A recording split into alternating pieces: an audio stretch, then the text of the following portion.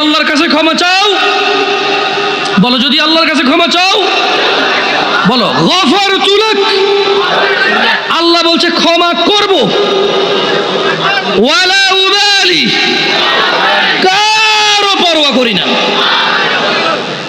এর চেয়ে বেশি কিছু লাগবে তোমার? মরতে হবে কি হয়ে? মরতে হবে কি হয়ে? এই পৃথিবীতে হাজার অপরাধ গুনাহ না কুফরি? নামাজ ছাড়ার অপরাধ গুনাহ না কুফরি? দিনে কয় ওয়াক্ত নামাজ ফরজ? কয় রাকাত ফরজ? এই 70 রাকাত ব্যতীত আল্লাহ নবী সাল্লাল্লাহু আলাইহি ওয়াসাল্লামের যুগে সাহাবারা কাউকে মুসলমানই মনে করতো না। বোঝো নাই?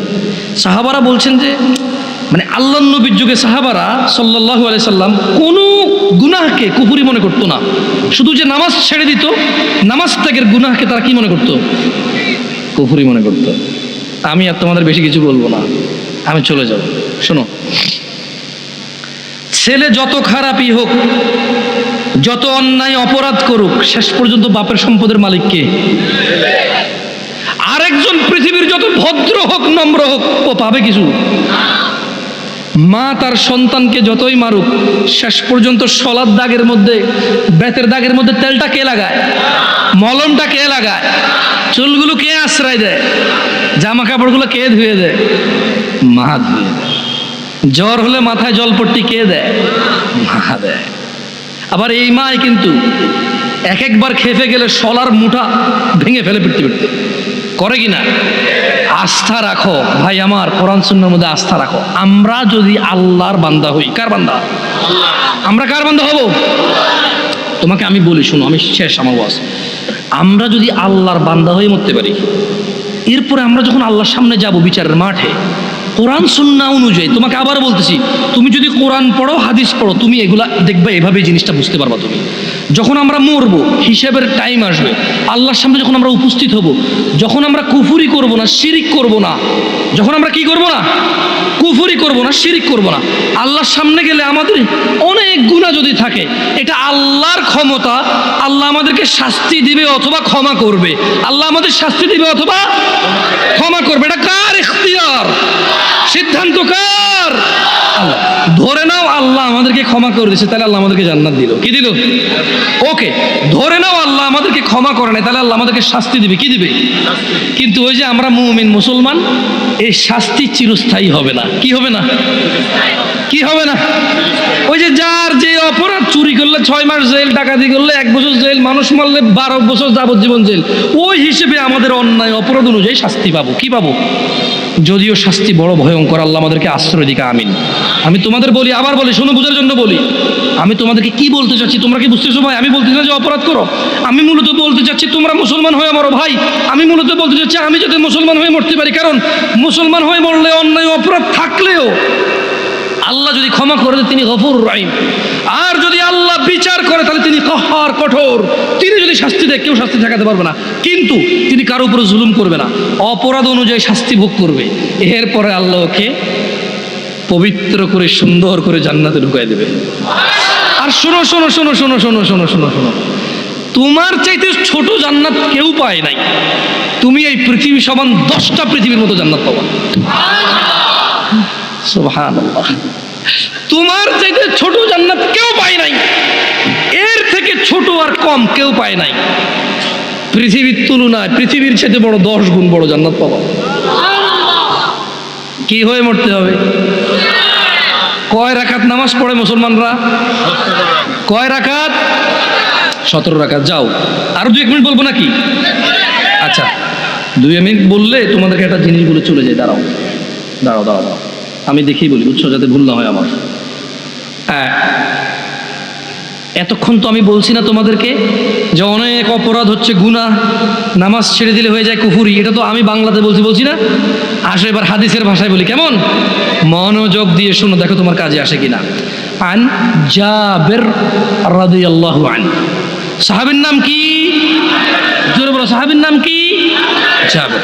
তো জাবের রাদিয়াল্লাহু আনহু বলছে যে সামি'তু নবী সাল্লাল্লাহু আলাইহি ওয়াসাল্লাম, জাবের রাদিয়াল্লাহু আনহু বলছে যে আমি আল্লাহ নবী সাল্লাল্লাহু আলাইহি ওয়াসাল্লামকে বলতে শুনেছি, ইন্না বাইনার রাজুলি ওয়া বাইনাশ শিরকি ওয়াল কুফরি তারকুস সালাহ। এই যে দেখছো, কথা কিন্তু চলে আসছে হাদিসে। আমি আমার বক্তব্য এখানে শেষ করে দিতে পারতেছি আলহামদুলিল্লাহ। কেন? কারণ আমি কথা বলতে আসছি তোমাদেরকে নামাজ নিয়ে। কি নিয়ে? নামাজ নিয়ে। আমি তোমাদেরকে বলে দিচ্ছি যে যদি নামাজ না পড়ে কুফরি হয়। এবার আমি তোমাদেরকে জাবের রাদিয়াল্লাহু আনহুর হাদিস শোনাই দিছি যে আল্লাহর নবী বলছে, ইন্না বাইনার রাজুল, নিশ্চয় একজন ব্যক্তি, ওয়া বাইনাশ শিরকি ওয়াল কুফরি, শিরক এবং কুফরের মধ্যে পার্থক্য হচ্ছে তারকুস সালাহ, নামাজ ত্যাগ করা। মানে একজন মানুষ মুশরিক না, কাফের না, পাঁচ ওয়াক্ত নামাজি। একজন মানুষ নামাজ পরিপূর্ণভাবে ত্যাগ করেছে, সে কাফের ও মুশরিক। এটাকে আমি বলছি, ফতোয়া আমি দিছি, বলি না। আল্লাহর দিকে তাকায়, এখানে ক্যামেরা আছে।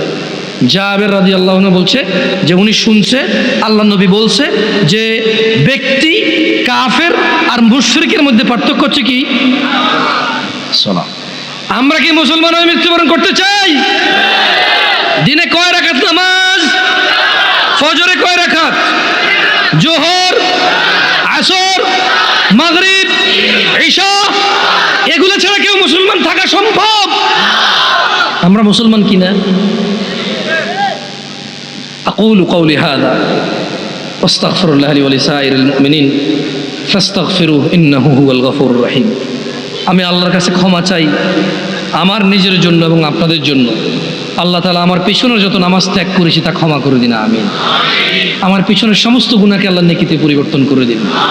ছোট ভাই আমার, বোন আমার, প্রতিজ্ঞা করো, বাপ মরবে, মা মরবে, ভূমিকম্প হবে, সিডর হবে, এই পৃথিবী লন্ড ভন্ড হয়ে যাবে, বেঁচে আছি মানি ফজরের 2 পড়তেই হবে।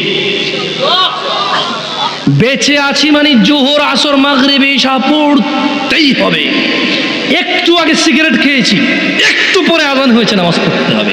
একটু আগে পর্নোগ্রাফি, উলঙ্গ সিনেমা দেখেছি, একটু পরে আযান হয়েছে, নামাজ পড়তেই হবে। ঘুমের মধ্যে কাপড় চোপড় নষ্ট হয়েছে, মা জানে, বাপ জানে, ভাবি জানে, বোন জানে, সবাই জানে। এখন গোসল করলে সবাই বুঝবে কেন গোসল করছো। সবাই বুঝলে বুঝুক, না বুঝলে নাই। আর বুঝলেই কি না বুঝলেই কি, আমার কাপড় নষ্ট হয়েছে, গোসল আমার ফরজ হয়েছে, আমি গোসল করবো, নামাজ পড়বো।